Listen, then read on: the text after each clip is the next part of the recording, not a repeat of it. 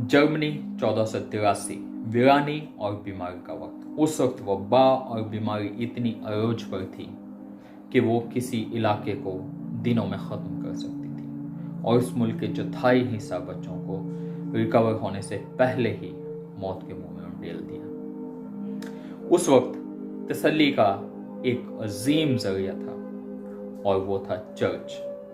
Church लोगों को जन्नत का, हेवंस का वादा देता था और इसी वादे की वजह से चर्च तमाम ज़मीन पर एक इंतहाई ताकतवर इंस्टीट्यूशन बन चुका था।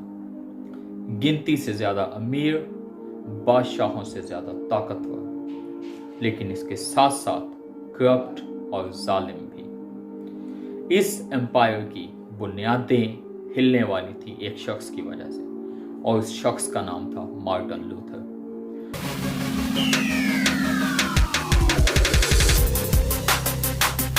ये उस आदमी की कहानी है जो अकीदत से बगावत की तरफ बढ़ गया, जिसने कौमों में रेवोल्यूशन पैदा कर दिया और उसकी आज़ादी की सदा अभी तक मॉडर्न वर्ल्ड में गूंजती है।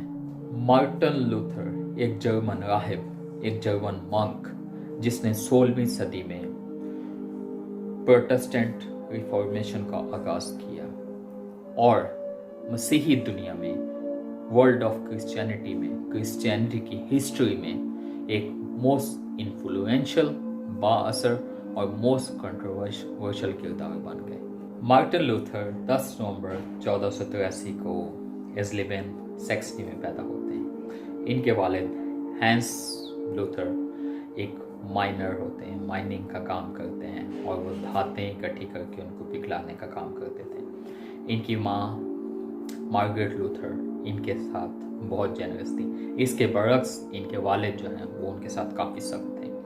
उनका ये सोचना था कि मैं तो अपने प्रोफेशन में चल रहा हूँ, ये काम बहुत सख्त है, लेकिन मैं अपने बेटे को एक अच्छा फ्यूचर देना चाहता हूँ। वो अपने बेटे को लॉयर बनाना चाहते थे।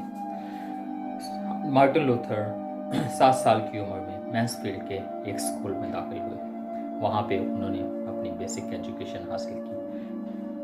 1501 में उन्होंने एर्फर्ट यूनिवर्सिटी से ग्रामर, बयानबाजी और लॉजिक की डिग्री हासिल की। इस सारी तालीम से ये महसूस होता था कि मार्टिन लूथर एक लॉयर बनेंगे। एर्फर्ट यूनिवर्सिटी एक बहुत अच्छी, उस टाइम पे एक कमाल की यूनिवर्सिटी होती थी। फिर जुलाई 1505 में एक बहुत ही अजीबोगरीब वाक़या पेश हुआ। मार्टिन लूथर अपने घर वापस आ रहे थे। घर वापस आते आते उनको रास्ते में एक हॉरिफिक थंडरस्टॉर्म फेस करना पड़ा। वो थंडरस्टॉर्म इतना ख़तरनाक था कि मार्टिन लूथर ये समझने लग गया कि अभी मैंने मर जाना, क्योंकि उससे पहले एक वबा चल रही थी उस इलाके में और उस वबा ने सैकड़ों लोगों को मार दिया था और उसका सोचना ये था कि ये वबा जो है ये खुदा की नाराज़गी की वजह से, खुदा के गुस्से की वजह से। तो फौरन वो खुदा के हुजूर झुकता है और कहता है कि अय खुदाया, मुझे इस तूफ़ान से निकाल दें, मुझे इस थंडरस्टॉर्म से निकाल दें और मैं एक मॉन्क बनूंगा, मैं एक राहिब बनूंगा, मुझे वकील नहीं बनना, मैं आपकी राह पर चलूंगा। उसी टाइम से मार्टिन लूथर ने अपना रास्ता चेंज किया। मार्टिन लूथर अपने वालिद की मर्जी के खिलाफ मॉन्क बन जाते हैं और वो मोनेस्टिक लाइफ में चले जाते हैं। वहाँ पे वो सब कुछ करते हैं जो कि एक मॉन्क को करना रिक्वायर होता है। एक दिन में घंटों इबादत करते होते थे, गीत गाते थे, साम्स गाते होते थे और फिर उसके बाद एक बहुत सिंपल लाइफ गुजारते थे। इवन दो कि उनको जो कपड़े दिए जाते थे, मॉन्क का जो ड्रेस होता था वो इतना अनकंफर्टेबल होता था कि वो मतलब अच्छे तरीके से वो पहन नहीं सकते थे। लेकिन उनके ये सोच होती थी कि ये जितनी भी तकलीफ़ें, ये जितनी भी लाइफस्टाइल गुजार रहे हैं, हम जीसस क्राइस्ट की लाइफ को रिकॉल कर रहे हैं और उनकी जो तकलीफ़ें हैं उनको याद करके एक सादा ज़िंदगी गुजार रहे हैं। उनमें ना तो अच्छा खाना खाते थे, इवन दो कि वो बाहर स्नो में बगैर कपड़ों के रहते थे। और एक बार तो ऐसा हुआ कि मार्टिन लूथर बाहर स्नो में थे बगैर कपड़ों के और तकरीबन he was about to die जब उसको वापस लेके आए। मार्टिन लूथर ने अपनी 100% कोशिश की साल्वेशन की, रिलीजियस एनलाइटमेंट लेने की, बीइंग अ मॉन्क, लेकिन उनको कभी भी सुकून नहीं आता था, कभी भी उनको वो कंफर्ट फील नहीं होता था। इतना सब कुछ करने के बावजूद वो ये नहीं सोचते होते थे कि खुदा अभी मुझसे खुश हैं। उनके अंदर एक साल्वेशन आ गई है, उनके अंदर एक स्पिरिचुअल एनलाइटमेंट आ गई है। 1510 में मार्टिन लूथर रोम का सफ़र करते हैं। 2 महीने के सफ़र के बाद मार्टिन लूथर जब रोम पहुंचते हैं तो वो देखकर हैरान रह जाते हैं, चश्दर रह जाते हैं। वो रोम को एक इंटायरली डिफरेंट सिटी, उस मज़हब से टोटली डिफरेंट जो मज़हब उन्होंने सीखा होता है, जिस मज़हब को वो जानते हैं। पपाया रोम का आलीशान महल एक कैसल टाइप था और वहाँ पे तमाम लग्जरीज मौजूद थी। उसने वहाँ पे बहुत ज़्यादा मायूस होता है। इवन कि वहाँ पे जो प्रीस्ट्स होते हैं वो प्रीस्ट को करप्शन करते हुए देखता है, इमॉर्टैलिटी उनमें देखता है, तो वो मायूस ही वापस आता है और विटनबर्ग में अपनी स्टडीज़ कैरी फॉरवर्ड करता है और उसके बाद वो थियोलॉजी में डॉक्टरेट करता है। फिर उसके बाद वो उसी विटनबर्ग की यूनिवर्सिटी में एक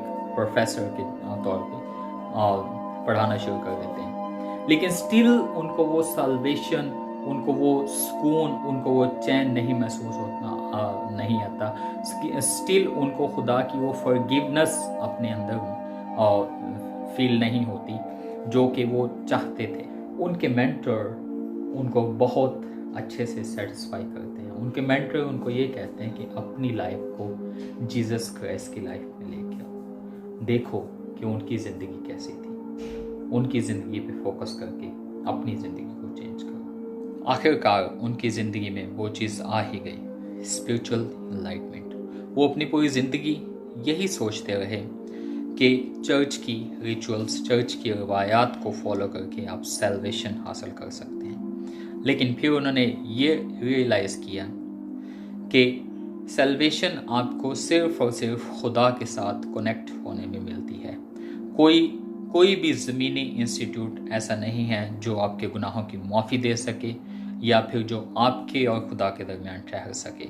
ये आपका और खुदा का डायरेक्ट राब्ता है जिसके ज़रिए आपको सैल्वेशन मिल सकती है। मार्टिन लूथर कहते हैं कि इस मौके पर मुझे ये महसूस हुआ कि मैं दोबारा जन्म ले चुका हूँ और हेवन के दरवाजे मेरे लिए खुल चुके हैं। It's not about you and church, it's about you and God. Martin Luther के रोम विजिट के 7 साल बाद यानी 1517 में लियो द 10th रोम के पोप अपॉइंट होते हैं। लियो द 10th वो फ्लैश के प्लेजर के ज़्यादा डिवोटेड थे। वो स्पिरिचुअल ज़िंदगी से ज़्यादा अपनी जिस्मानी ज़िंदगी को अच्छे से गुजारना पसंद करते थे और उन्होंने चर्च की ट्रेजरी को ऑलमोस्ट ख़त्म कर दिया था। अभी सेंट पीटर्स बेसिलिका को रीबिल्ड करने के लिए उनको पैसे चाहिए थे, उनको ट्रेजरी चाहिए थी और चर्च के पैसे ऑलमोस्ट ख़त्म हो गए थे।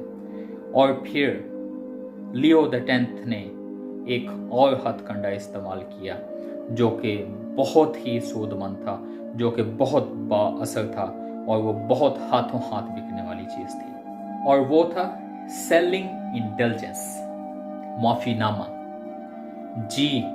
माफ़ीनामा की फ़रोख्त। और वहाँ पे ये था कि charging faithful to entering the heaven, मतलब ईमानदारों को पैसे पे करने पड़ते थे हेवन में दाखिल होने के लिए, हेवन में जाने के लिए अकॉर्डिंग टू चर्च। और सैल्वेशन फॉर द सम, और उसमें यूनिक नंबर ऑफ बेनिफिट्स होते थे। उसमें आप अपने लिए माफ़ी खरीद सकते हैं, अपने उस रिश्तेदार के लिए माफ़ी खरीद सकते हैं जो कि इस दुनिया से चला गया, जो कि इस दुनिया में नहीं है। और इवन के आपके जिनसी ताल्लुकात के जो गुनाह है, जो ज़िनाकारी है, वो भी आपकी माफ़ की जाती थी उस इंडल्जेंस के थ्रू। अगर आप वो इंडल्जेंस खरीद लेते थे, वो माफ़ीनामा खरीदते थे। और उस वक्त उन्होंने जो मनी रेज की थी वो many of millions of present money थे। पोप लियो ने इस काम के लिए एक करिंदे को चुना जिसका नाम यूहान तैसूल था, जो कि इंडल्जेंस बेचने में बेस्ट सेलर था। वो ये कहता होता था कि when the coin in his coffer rings the soul in heaven springs. जब योहान तेत्सुल जर्मन में आया इंडल्जेंसेस बेचने के लिए, तो लोग मार्टिन लूथर के सरमन सुनने के बजाय इंडल्जेंसेस खरीदने के लिए भागे, मुआफीनामे खरीदने के लिए भागे।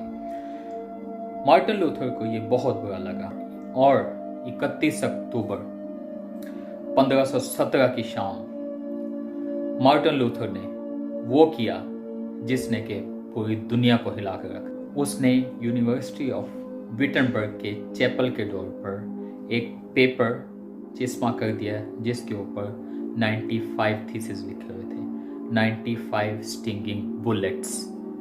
और ये उस दिन का बलिस्टरिंग अटैक था एक पावरफुल, मोस्ट पावरफुल पर्सन के ऊपर। और मार्टिन लूथर को ये आइडिया नहीं था कि उनके ये जो 95 थीसिस हैं वो क्या काम करेंगे। 95 थीसिस प्रिंटिंग प्रेस की बदौलत, प्रिंटिंग प्रेस की मेहरबानी से विद इन 2 वीक्स पूरे जर्मन में फैल गए और with in 2 months America, Europe, Italy और सब जगह पर फैल गए। वो 95 थीसिस क्या थे, उन्होंने क्या कारनामा किया और उन्होंने मार्टिन लूथर की जिंदगी पर क्या असर डाला, उन्होंने क्रिश्चियनिटी के ऊपर क्या असर डाला, ये सब कुछ हम आपको बताएंगे अगली वीडियो में। इस चैनल पे नए आने वाले दोस्तों से रिक्वेस्ट करता हूँ कि प्लीज़ सब्सक्राइब माय चैनल। अगर आपको मेरी वीडियो पसंद आए तो उसको लाइक करें और कमेंट्स में अपनी राय देना मत भूलिए और बेल बटन दबा दीजिए ताकि मेरी हर नई आने वाली वीडियो जल्द से जल्द आप तक पहुँच सके। मेरी नेक्स्ट वीडियो तक के लिए अपना ख्याल रखिए। अल्लाह हाफिज़।